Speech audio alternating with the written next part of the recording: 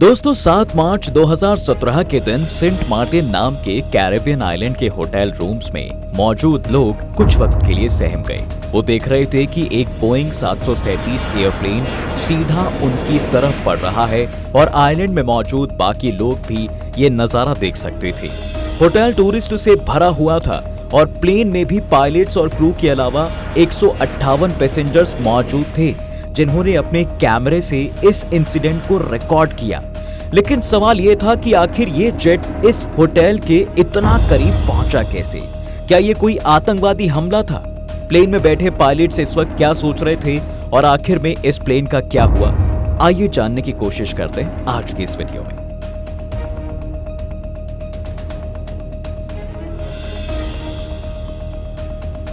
इस पूरे इंसिडेंट के बारे में समझने के लिए हमें उस आइलैंड के बारे में भी जानना जरूरी हो जाता है जहां ये सब हो रहा था।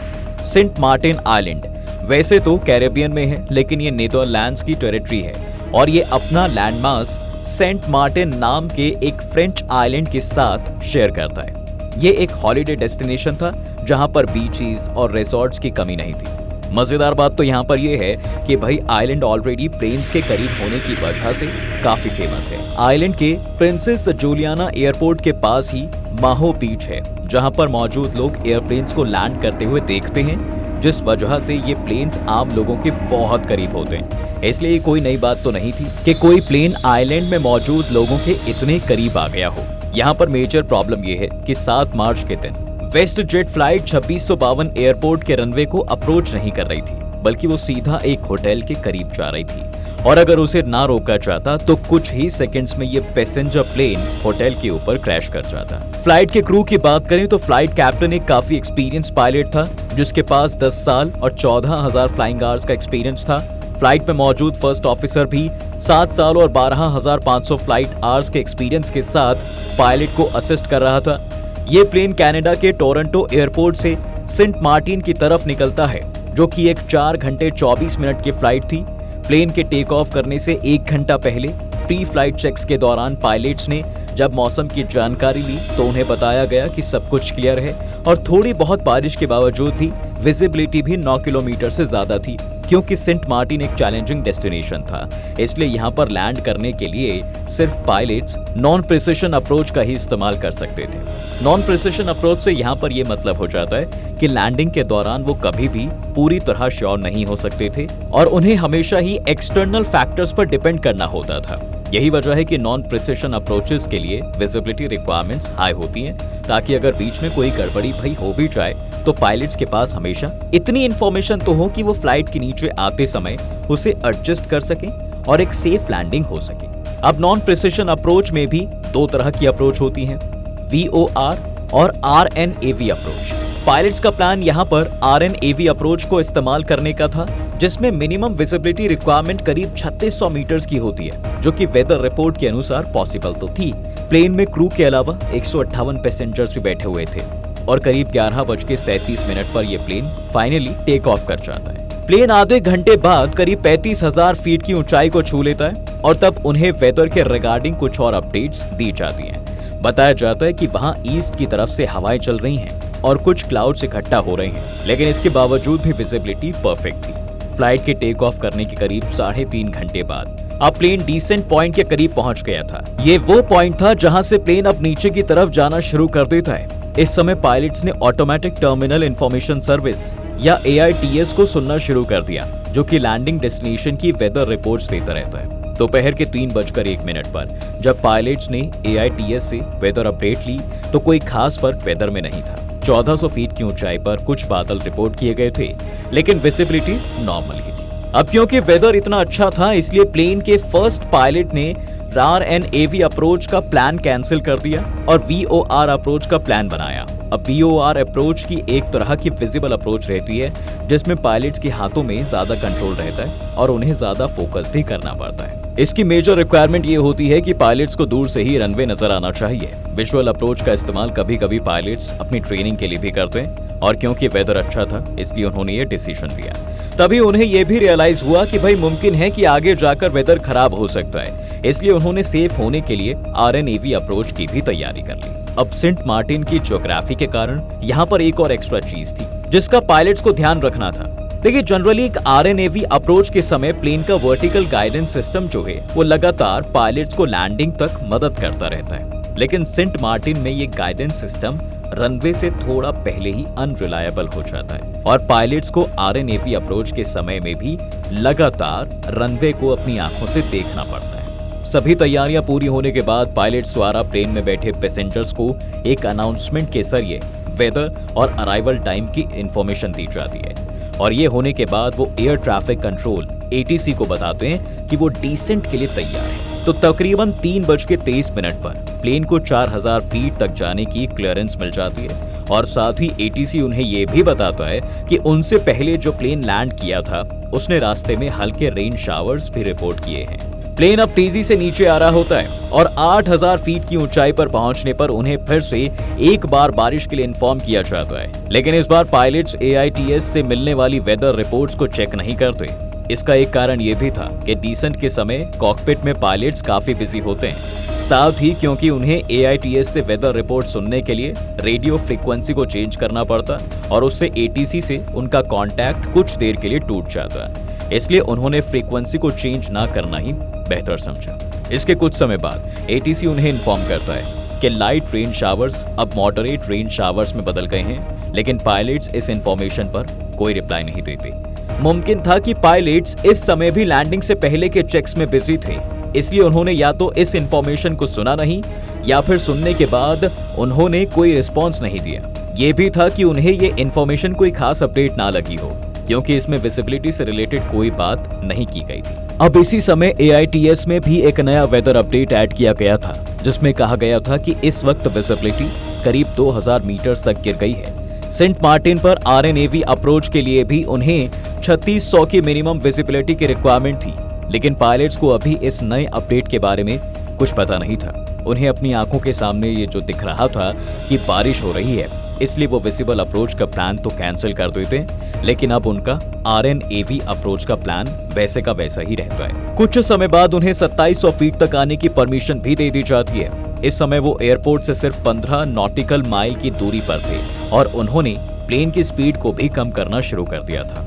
इसके बाद ATC द्वारा उन्हें रनवे 10 पर आने के लिए क्लियर कर दिया जाता है। यहाँ पर यह सवाल भी बनता है कि जब भाई ATC ये बात जानता था कि इस वक्त विजिबिलिटी मिनिमम रिक्वायरमेंट से कम है, तो उन्होंने प्लेन को क्यों क्लियर किया? दरअसल रूल्स के मुताबिक ATC का काम सिर्फ पायलट्स को सिचुएशन के बारे में अपडेट देने का है, लेकिन उस इंफॉर्मेशन के साथ पायलट्स क्या करते हैं और उन्हें रूल्स फॉलो करने हैं या नहीं, ये पूरी तरह से पायलट्स के डिसीजन पर निर्भर करता है। प्रॉब्लम यहाँ पर यह थी कि पायलट्स को पता ही नहीं था कि विजिबिलिटी मिनिमम रिक्वायरमेंट से नीचे ड्रॉप हो गई है और वो एक इल इन्फॉर्म्ड डिसीजन ले रहे थे। इसी समय एयरपोर्ट पर भी कुछ ऐसा होता है जो इस प्रॉब्लम को और भी ज्यादा बढ़ा देता है। एयरपोर्ट पर बैठा एयर ट्रैफिक कंट्रोलर जब बाहर की तरफ देखता है तो उसे नजर आता है कि मौसम अब कुछ हद तक बिगड़ने लगा है। इस समय रनवे की लाइट्स ऑफ थी और सिर्फ PAPI लाइट्स जल रही थी, जो कि रनवे के साइड्स की तरफ होती हैं और उनका मकसद सिर्फ पायलट्स को ये बताना होता है कि रनवे कहां पर है। विजिबिलिटी को गिरते हुए देखकर ATC ये फैसला लेता है कि वो रनवे की लाइट्स ऑन कर देगा, लेकिन उन्हें मैनुअली ऑन करने की बजाय वो एक बटन प्रेस कर देता है जो कि एक automatically night mode settings activate कर देती है। ये एक लेजी डिसीजन था, क्योंकि इससे रनवे की लाइट्स तो ऑन हो गई, लेकिन क्योंकि रात में लाइट्स को बहुत ज्यादा ब्राइट होने की जरूरत नहीं होती, इसलिए इस सेटिंग के कारण PAPI लाइट्स की ब्राइटनेस 30% से गिरकर सिर्फ 10% रह जाती है, जो रात के समय के लिए तो ठीक है, लेकिन दिन में नहीं। जब प्लेन एयरपोर्ट से सिर्फ 12 नॉटिकल माइल की दूरी पर था, तब वो 3700 फीट की ऊंचाई पर उड़ रहा था। अब यहाँ पर ATC ने एक बार फिर उन्हें मॉडरेट रेन शावर्स के लिए वार्न किया, लेकिन विजिबिलिटी के बारे में कोई अपडेट नहीं दी। प्लेन अब बारिश के बीच में एंटर कर चुका था और पायलट्स को विंडशील्ड से बाहर कुछ भी दिखना बंद हो गया था। उनका सोचना यह था कि आगे बढ़ने पर विजिबिलिटी बढ़ जाएगी और उन्हें कोई प्रॉब्लम नहीं आने वाली।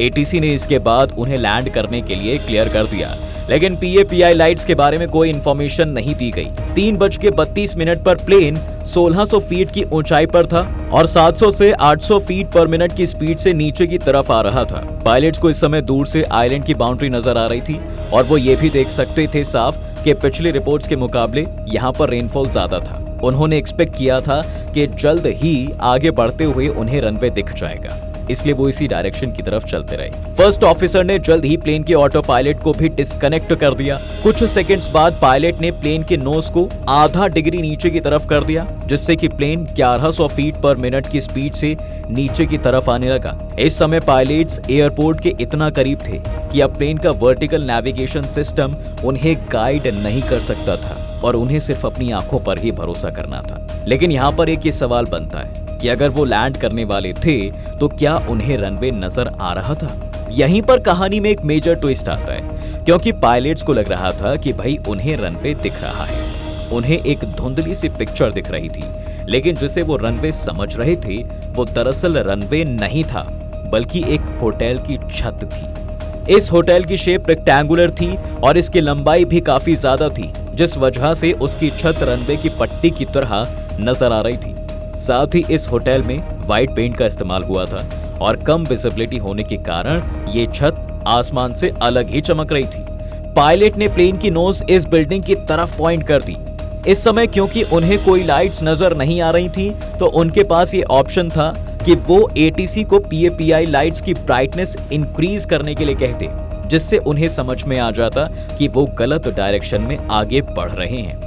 लेकिन इस समय वो मौसम के कारण प्लेन को लैंड करवाने में इतना ज्यादा फोकस्ड थे कि उनके दिमाग में ये बात आई ही नहीं। जब प्लेन 500 फीट की ऊंचाई पर था, तब ATC ने उन्हें फाइनल विंड अपडेट दिया और प्लेन तेजी से नीचे की तरफ आने लगा। अब वो एयरपोर्ट से सिर्फ 1 नॉटिकल माइल की दूरी पर थे, जो कि करीब 3 किलोमीटर की दूरी है। जैसे ही वो इस पॉइंट को क्रॉस करते हैं, रेन शावर्स क्लियर होने लगते हैं और उनकी विजिबिलिटी काफी हद तक बढ़ जाती है।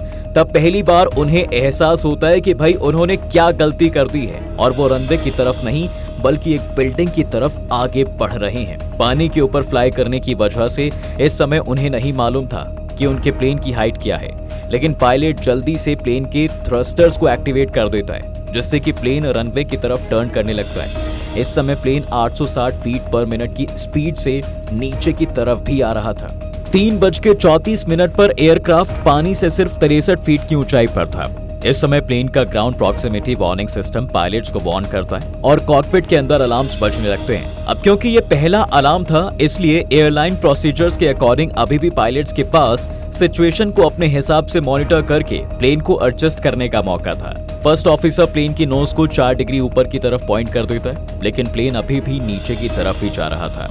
और जब दूसरी बार ये अलार्म बजता है, इस समय ये एयरक्राफ्ट पानी से सिर्फ 49 फीट ही ऊपर था और आखिर में ये 39 फीट तक भी पहुंच जाता है, जो कि बहुत ही लो है। आइलैंड पर मौजूद लोग भी ये सब होते हुए देख रहे होते हैं और बहुत से लोग इस फुटेज को कैप्चर भी कर लेते हैं। जल्द ही पायलट्स एक नॉर्मल गो अराउंड को एग्जीक्यूट कर लेते हैं। ये एक ऐसा प्रोसीजर होता है जिसमें अगर कोई प्लेन लैंड ना करने का फैसला ले ले तो वो वापस ऊपर की तरफ चला जाता है। इसके बाद ये प्लेन अगले 45 मिनट तक इस आइलैंड के ऊपर ही गोल गोल चक्कर काटता रहता है, जिसे होल्डिंग पैटर्न कहा जाता है। जिसके बाद वेदर क्लियर होने पर प्लेन को दोबारा से लैंड करवाया जाता है और इस बार कोई भी प्रॉब्लम नहीं होती। इस इंसिडेंट में एक मेजर एक्सीडेंट होते होते बच गया, इसलिए जब इसकी इन्वेस्टिगेशन की गई तो रिपोर्ट में कई सारे नए सजेशंस प्रपोज किए गए। इसमें से एक सजेशन ये भी था कि ATC को रनवे लाइटिंग और उनकी इंटेंसिटी की सेटिंग के बारे में बेहतर तरीके से एडुकेट किया जाए।